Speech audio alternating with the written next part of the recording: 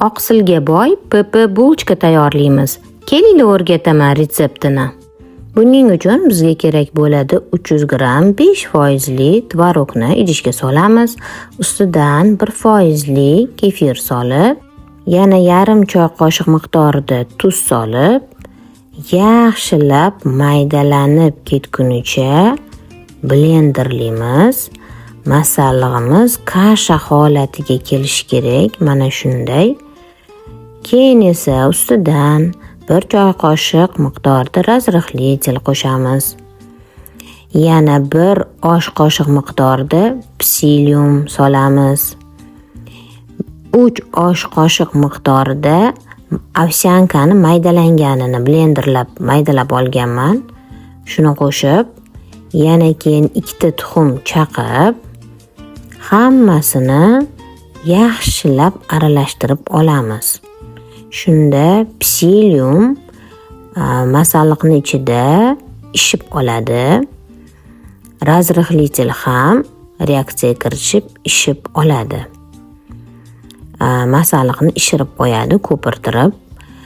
Ustidan 100 gram javdar unini qo'shdim va yana 100 gram selnozernovaya muka deyiladi. Kepak uni deymiz. Ana shuni qo'shib yaxshilab aralashtiramiz. Keyin esa unga shakllar berib 100 gramdan tortib olsak ham bo'ladi tarozda. Qo'limizni suvga botirgan holatda bulchka shaklini beramiz dumaloq qilib.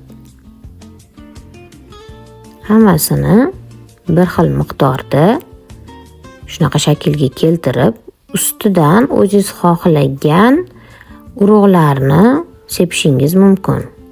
Men shunaqa botirib olaman. Shunda urug'lar yaxshilab yopishib oladi. Gaz pechiga 180 gradusga 10 minutga qo'yiladi. Qizib turish kerak gaz pechi.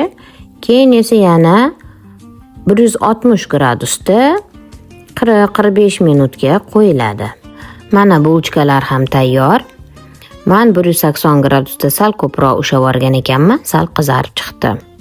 Mana oqsilga va kletchatkaga boy bulchkalar tayyor bo'ldi.